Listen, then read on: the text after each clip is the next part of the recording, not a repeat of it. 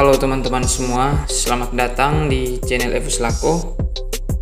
Pada video kali ini saya akan memberikan sebuah tutorial bagaimana kita mencari homogenitas atau kita menyatukan perbedaan yang ada di antara angka dan bilangan, di antara data maksud saya teman-teman. Jadi pada video saya sebelumnya juga sudah saya jelaskan bagaimana kita mencari standar deviasi atau simpangan baku dengan menggunakan aplikasi SPSS. Dan pada video kali ini saya juga akan memberikan tutorial dengan menggunakan aplikasi SPSS juga, yaitu kita mencari homogenitas atau kita menyatukan perbedaan yang ada dari sebuah data.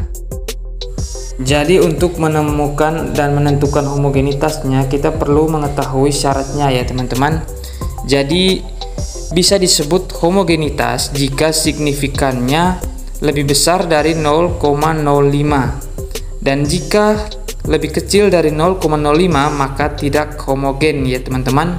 Jadi kita pegang rumus ini untuk menentukan angka atau bilangan dari homogenitas.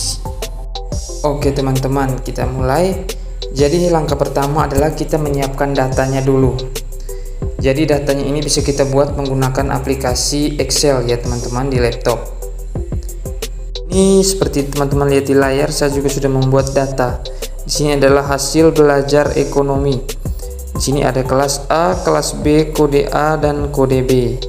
Di sini kode A-nya saya buat 1 dan kode B-nya ada 2 ya teman-teman. Teman-teman bisa lihat di layar.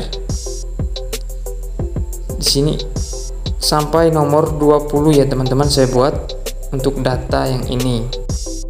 Selanjutnya kita membuka aplikasi SPSS-nya. Jadi ini adalah tampilan awal dari aplikasi SPSS-nya di variabel view ya teman-teman.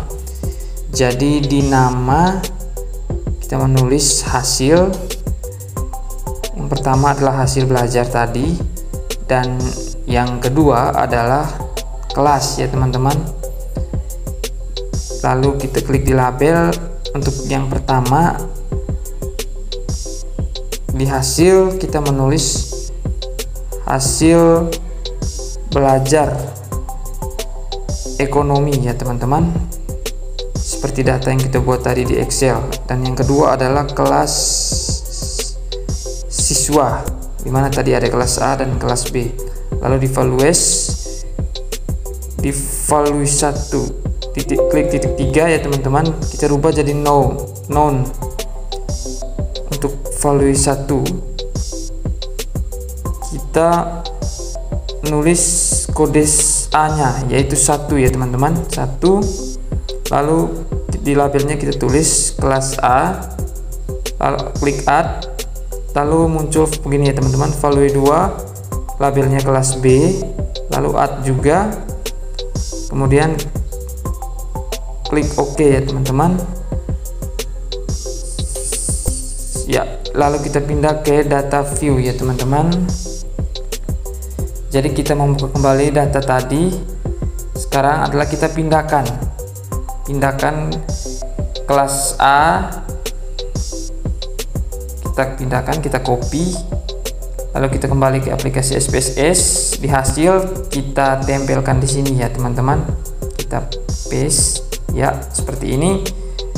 Lalu kita mengcopy lagi untuk kelas B nya ya, kita copy sama seperti tadi ya teman-teman.